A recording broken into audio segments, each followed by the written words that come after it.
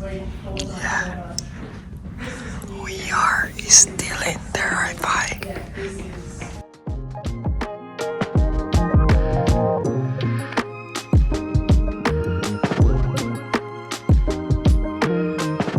So here is Eduardo having a meat pie, an Aussie pie.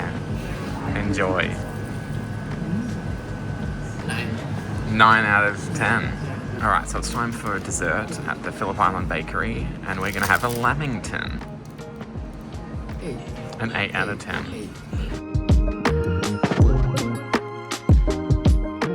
Here I am at Smith's Beach. It's 15 degrees Celsius, so very cold. There's barely anyone else here. Everybody that's in the water, there's like 10 people in the water, all have wetsuits on. That's how cold the water is. And I'm going to go in wearing some pretty small shorts, swimming shorts. The reason why I'm doing it is because every year, or every time that I'm here, I like to go in the water, and this is not an exception. So that water right behind me, I'm about to go in. I'm going to strip off and dive in, and it's going to be like a band-aid. Fast, in one go, I'm going to sprint in there and take on the cold as quickly as possible. So, watch, come with me.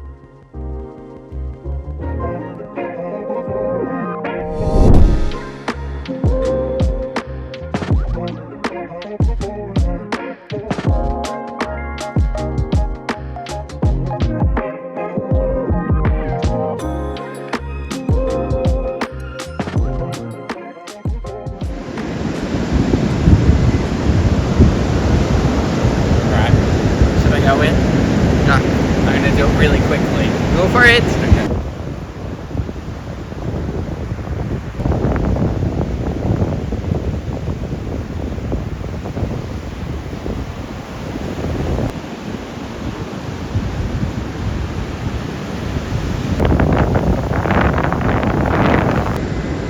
Ooh. Good? Yeah. It's very cold? Very, very refreshing. Very cold.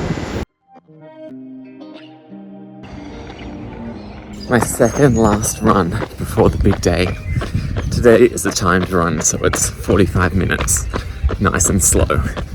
So I'm in Phillip Island. I'm going to run to the pier and back, which will be a nice run early in the morning, nice and fresh this morning.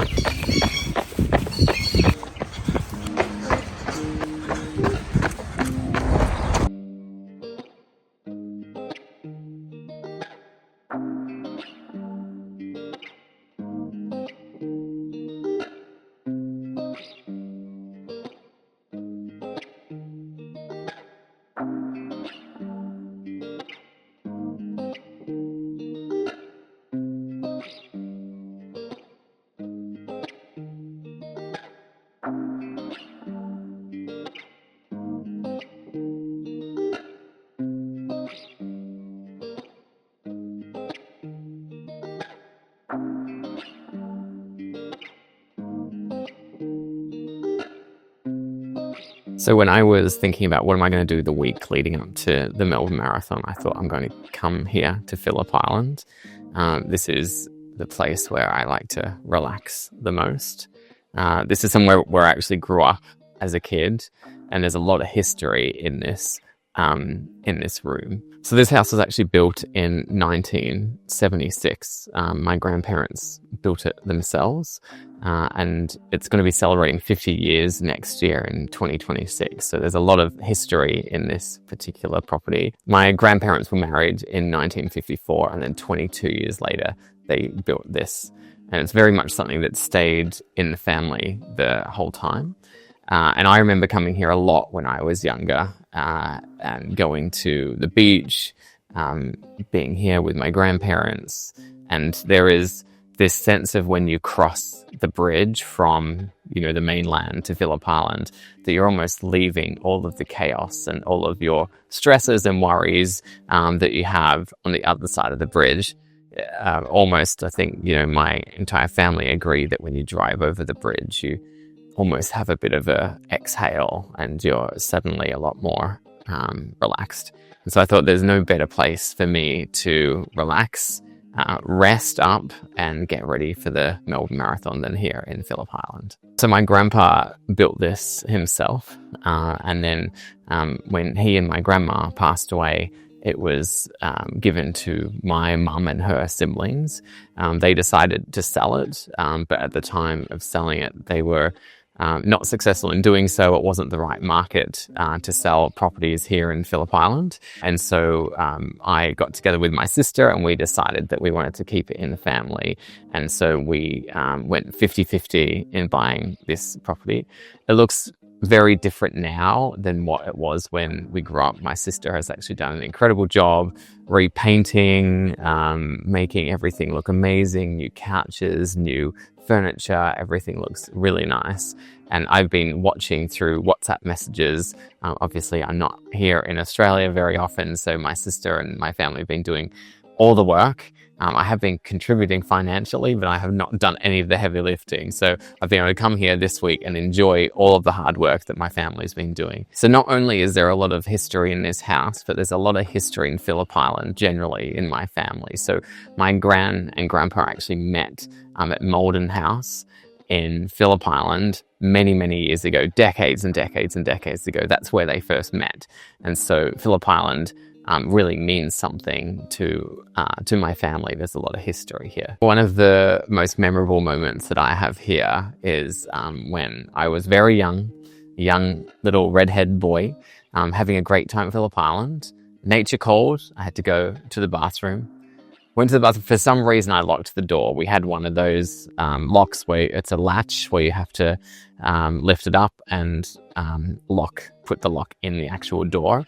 So I went ahead and did that, did my business, and then I was not able to exit the toilet after that. And I remember, I was yelling, knocking, asking for help. And initially, people came to the other side of the door and tried to explain how to open the lock, but I just couldn't get it right. And so I was stuck in that toilet. My grandpa ended up having to go outside, find a ladder, climb to the window, take away the glass panels, and actually explain to me how and coach me to open the latch and open the door. And I got there in the end, but I think it was about 20 to 30 minutes where I was very much panicked. And now, for some reason, that's one of my strongest memories, and I always get made fun of for getting locked in the toilet at Phillip Island. So Phillip Island has evolved a lot from back when my grandparents met to now. So my grandparents met in 1947, and there were just over 1,000 local residents here in Phillip Island.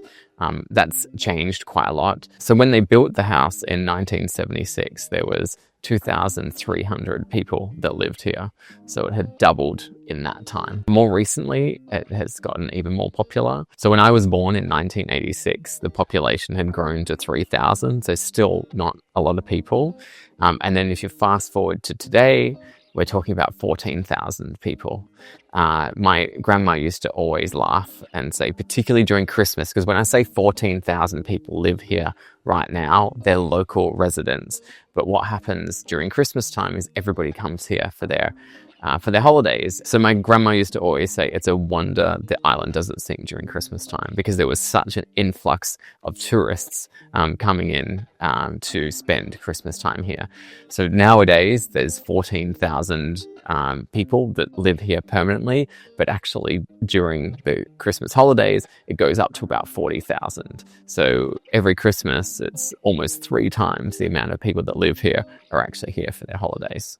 So naturally, when population grows, there's a lot of changes that happen, and we've certainly seen a lot of changes to the island over the time. Looking at here, for example, this property, if you look out the back, there are houses, but that never used to be the case. It used to be a big green field. They had cows that would come and say hello to us. So that's changed a lot. The shops have changed a lot as well. So, we had, one small news agency, we had a few restaurants, we had a very small supermarket. Now we have a Coles, a Woolworths, an Aldi. There's lots of different restaurants, lots of bakeries, lots of cafes. So there's a lot of shops. So the high street at Phillip Island has actually changed. It's gotten a lot bigger, and there's a lot more successful businesses now as well. Something that's really interesting, some pop culture trivia for you, is that the Hemsworths were actually born here in Phillip Island, and they lived here. So Chris, Liam, Luke Hemsworth lived here in Phillip Island. And I remember and it was Liam Hemsworth was dating Miley Cyrus all those years ago. I think it was 2010, 2011. And I remember that she would come here and, just be walking around on the beach. And there would be people taking photos and everything. And she kind of put Phillip Island on the map in terms of global and getting attention. And she actually was very heavily involved in a petition against some development. I don't know too much about it, but she was very passionate about Phillip Island. But I don't believe they're together anymore. But that kind of helped put Phillip Island on the map and made them a bit famous by having such a big celebrity like Miley Cyrus here. So yesterday, Eduardo and I went to the Phillip Island Bakery and we ordered some meat pies and the lamington. And interestingly, this bakery that we went to existed there when I was a kid and existed there when Mum used to come here as a kid as well. And so that's something that has stood the test of time. It hasn't been sold out to a big bakery chain. It's still there, which is really good. So it's nice to see the Phillip Island Bakery. So I'm really happy that I was able to buy this place with my sister. It's going to mean that I always have a place that I can come home to and relax in Australia, which is really good. It's great to keep it in the family too, and just to keep those memories alive, because the thought of somebody else buying this property and and us not being able to be here anymore was quite sad. So it's really nice that we have this, that we can keep it in the family, and I'm sure that we'll continue to make some really great memories here. One of the features that we have here is the rocking chairs out the front. Well, they're not really rocking chairs, but they're very unique because they're chairs that you sit on and they essentially hang from the roof. I used to play on those all the time as a kid, and they're still there. They're pretty old and they're a bit worse for wear now, but they're almost as old as the house is, so they have really stood the test of time, those chairs out there. I know that my niece and nephew enjoy going on those chairs as much as I did, so it's good to see them still alive, but I think we need to do some fixing because they're starting to fall apart. I think one of the things that I loved most was around 6 o'clock was what's called sherry time. We called it sherry time in this house. So my grandparents would have a sherry, and that's when they'd pull out the shapes. And so we have like chicken crimpy shapes or pizza shapes. And I loved that because I loved shapes time. And we would put the news on, watch the news, eating shapes while my grandparents had their sherry. And that was like clockwork every single night, 6 o'clock. Without fail, that would happen here. One of the things that we would do here is play Scrabble. So we'd play family games of Scrabble. We had a very old Scrabble set, which I'm pretty sure we still have in the cupboard. So we'd play Scrabble. Another thing that we had here was an old piano that would play on its own. So you would go and find this thing, I don't know what it's called, and you'd pop it in the piano and then you'd pedal. And as you're pedaling, the piano would play itself. And we still loved doing that as a family. That was a lot of fun. We also had, at one point, we had a ping pong table here. We had a billiards table here. So we'd pull that out and play ping pong and billiards as well. So there was lots of fun things to do around the house as well. I feel like if my grandpa knew that my sister and I had bought the property and sort of kept it in the family, I think they'd be really pleased.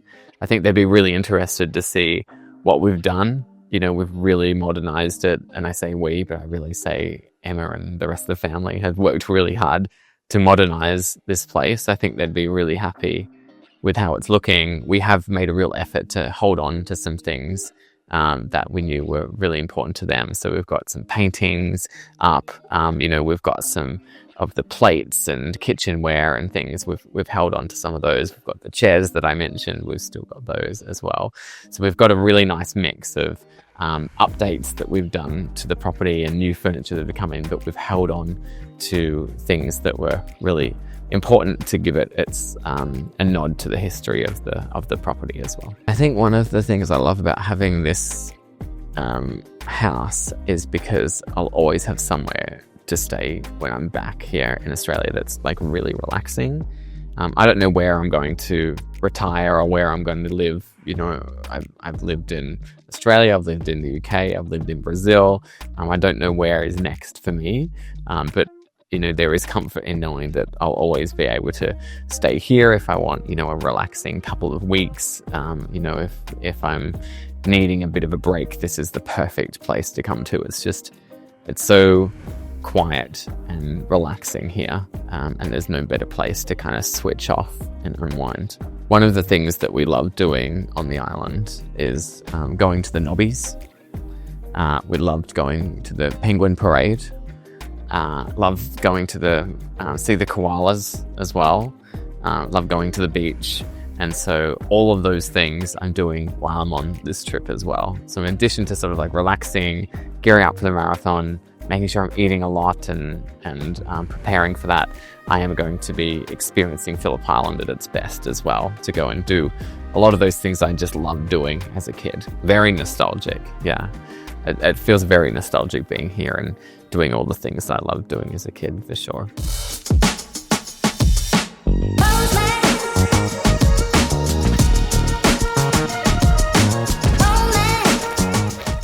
Look at these little babies. It's a beautiful view. Sunny, sea breeze, and I feel like we're at the end of the world. But we sort of are, to a certain extent.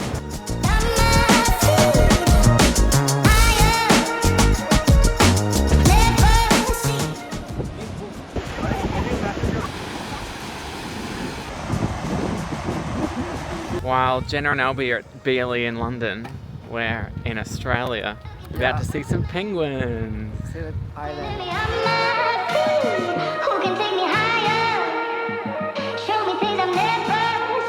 Welcome to the Bunurong people there. I would like to just continue that.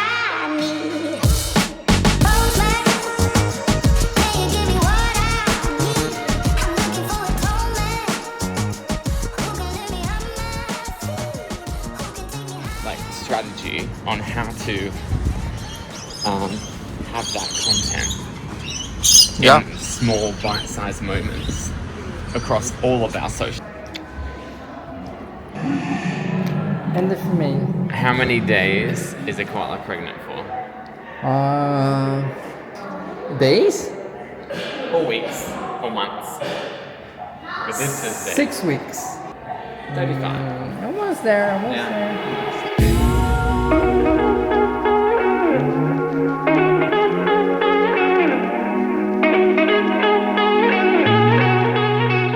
So we're at the Koala Reserve today, and I'm very much getting inspiration from the koalas because I need to be resting ahead of the marathon. So we're looking at koalas. All of them are sleeping, and it's real inspiration for me. That's what I'm going to be doing over the next couple of days. Well, we do need to go to Melbourne tomorrow, so that will be a big day. But I'll be doing a lot of relaxing ahead of Sunday, and then afternoon of Sunday and on the day, lots of sleeping, very much koala style.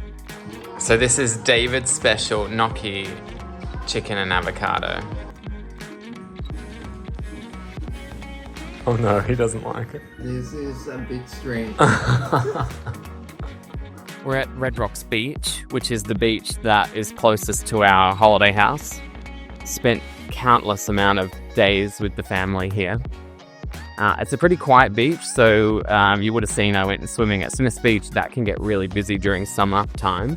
During summertime, this is still relatively quiet because it's not the nicest beach to swim in. There's not a huge amount of waves, so no one's really like surfing or anything like that.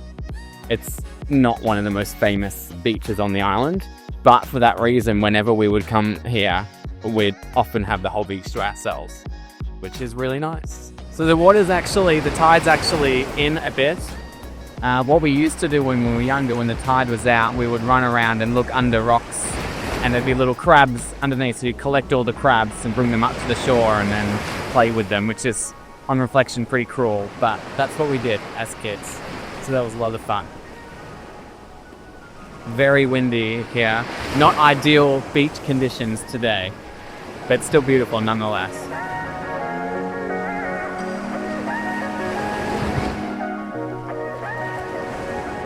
So this is our last night in Phillip Island. It's been really relaxing, really been enjoying just chilling out, getting ready for the marathon. Tomorrow we head back to Melbourne and the craziness begins. Check into the hotel, carb loading to the max, just getting in the zone. I've got to get in the zone for marathon running. It's such more of a mental than physical challenge. I just know that I'm going to be really up against it at that 33 kilometer mark. I know how difficult it's going to be. I'm really trying to mentally prepare for that now, and just like trying to make the most of this time here in Phillip Island, just relaxing, taking it really easy, eating lots of good, healthy food, and just gearing up, trying to rest. Think about that last hour in the marathon. It's going to be really tough. The last one was really, really tough. Didn't know if I could do it. 33 kilometers. It was really difficult by that point, knowing you have to run another 10 kilometers when every single stride is extremely painful. But I hope I'm more prepared. I feel like having gone through the pain and got through the other side once, I know what I'm capable of. I know I can do it. And look over there, we have Eduardo is shooting some of his own content. There he is. I think he's really in his element.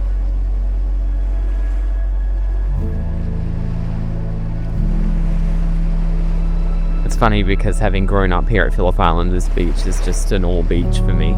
But seeing his reaction was really interesting. You know, this is such a different beach than what he's used to. And, you know, with him seeing the beauty of the beaches at Phillip Island has reminded me of that as well. So it's really nice to have someone that hasn't experienced this before. I guess it's sort of like watching your favorite movie with somebody who's never experienced it. You vicariously get to live through them and feel that thirst again. And that's certainly what's happening here. Not just at Phillip Island, but every step of the way. Eduardo's reactions, whether it's something he's eating, something Australian, like shapes that we just eat all the time, or Vegemite that we eat all the time, or if it's experiencing a new beach, or just accents. There's sometimes having to do with some thick Australian accents. There he is. Oh, he's doing a run. An example of what I was just saying is that I'm really enjoying watching you experience some things the first time, like an Australian beach and Australian food. And just then, I'm disappointed I didn't get it on camera, but you gasped when you saw a bird. There's a bird. And let me tell you, for anyone in Australia, it was a seagull that he was very excited to see. I know that's true, but it's like, oh my gosh, it's a seagull in Australia with this sunset. With this sunset. It's like, true. oh my gosh. It's a combination. It's a combination. He's found another seagull. Well, look at the exotic Australian bird, the seagull.